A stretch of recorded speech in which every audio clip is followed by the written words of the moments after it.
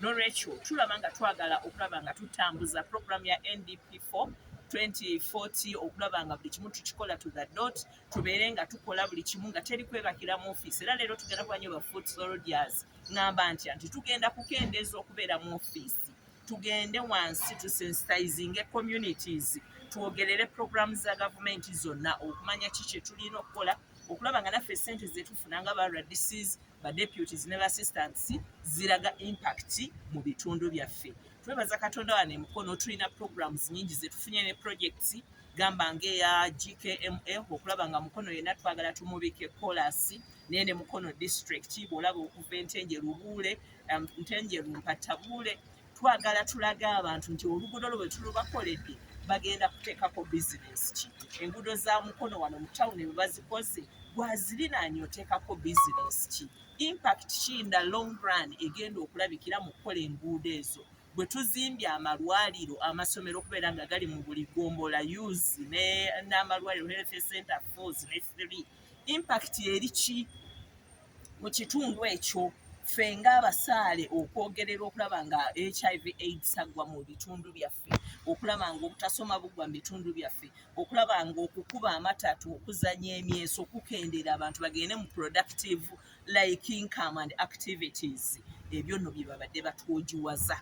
Batuleetedde n'embeera ey'obutasindika nnyo bantu baffe mu makooti, kye tuyita alternative dispute resolution, nti kati batwongedde otwekwepinga ne skills butya bw'otula mu ofiisi n'abantu nga balina obutakkaanya ne bategeeragana, kubanga abantu baffe abaavu tebasobola kgenda mu kooti, ate abagenda mu kooti beba abalina ssente. Kati ate olaba nga alina ssente olw'olumu yasobola n'okufacilitatinga process ya kooti, omuntu omunaku n'aba nga tafunye bwenkanya.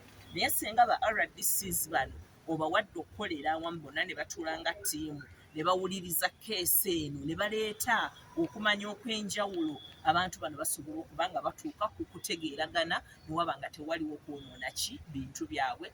Kati ebyo byonna bye bintu bye tusomye ne performance monitoring, tumonitoringa ki, lwaki tukimonitoringa, tageti yaffe yabadde ki. Ffenna bwe tunaakolera awamu tujja kuwangula. Mpozi ekipya ekizzeewo nti kati ofiisi ya RDC eri well respected, bakiraze nti kirina okubeerawo mu tteeka, naye deputy RDC alina okuba nga naye akwatagana bulungi ne RDC we, ne baassistant bano nabo balina okuba nga nabo balina okukwatagana ne bakama baabwe bali ababiri. Kati workforce tulina kuba nga tuli ttiimu emu okukola, era teriiyo okuddamu kujja mu ofiisi ya RDC oba eya deputy n'ofuna stamp ey'enjawulo. Mu ofiisi z'aba RDC kati mulina kubaamu stamp emu, era bw'ojja stamp ogenda gisanga ng'eri emu.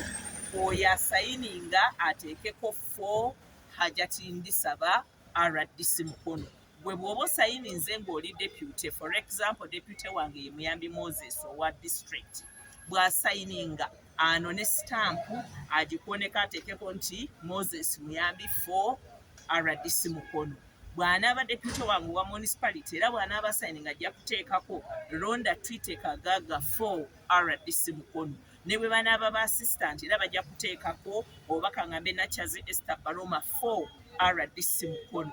Tekyaliyo ebyo nti kakati olina stamp eriko headed paper ng'eriko deputy RDC ne stamp ya deputy RDC. No, gwagenda okukozesa stamp eyo gikozesa amanyanga. Get ready to respond to the queries ezigenda okuva mu ofiisi ya president. Tubasuubiza okubaweereza obulungi nga Mukama Katonda bw'anaaba atusobozesezza.